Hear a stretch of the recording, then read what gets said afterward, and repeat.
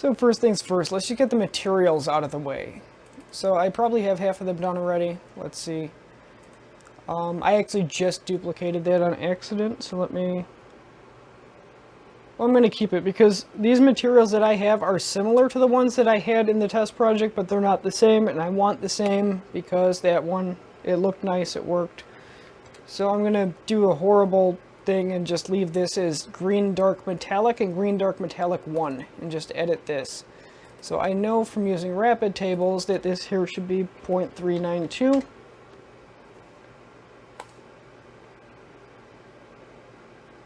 And see, it's a little brighter. Or I should just hit save. So where did I get those values from? Actually, if you go here, you go to...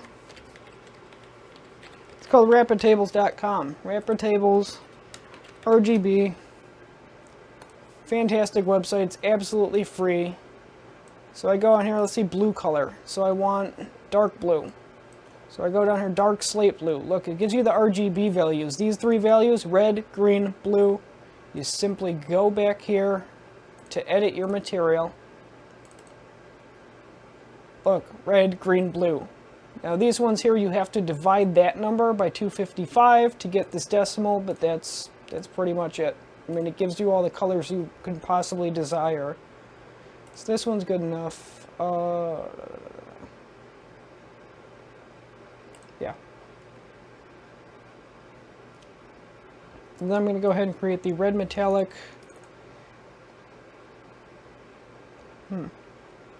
Well, it'll be red dark metallic. So to create a new material, you right click down here, click material. I should say right click in the content browser, click material. I'm going to name this red dark metallic. Double click it. So off of base color, you drag a pin. You're going to want a constant vector, which is of size 3. So you could just type 3V and hit enter. It'll bring it up for you. Double click that. So red, 0.392, I think it was. And then hit OK, and then I want to make this metallic. So off of this metallic pin, I go and draw something. I just type in CONST for constant, hit enter.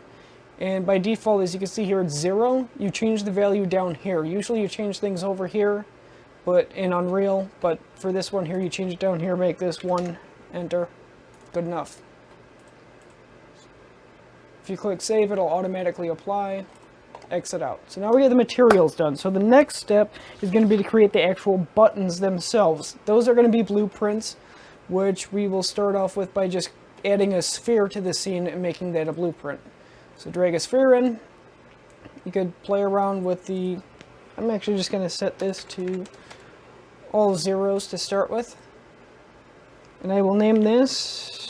I'm actually not going to name it yet. I'll name the blueprint first. So go ahead, click blueprint. Leave that all alone. We want to go to here. I'm going to change the folder real quickly to my blueprint folder.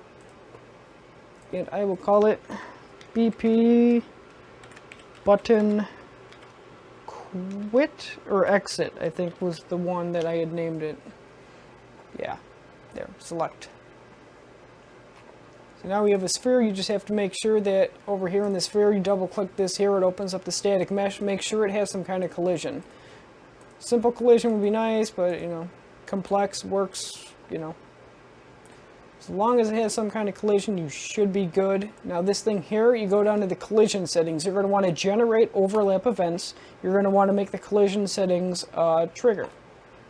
And then hit compile, save. So by default, so those materials. Since this is the button exit, I'll go ahead and click this. You go on the right, go to materials. I had this one here, since it's quit or exit, I had this as red. So I just type in red. And this one here, if you ever get confused down here, it'll have the path. That's my assets in materials. So this is the one that I made. So I click that. Look at that, looks nice. Actually, no, by default it should be the red metallic, I'm sorry. So red dark metallic, yeah. Compile, save, exit. Okay, so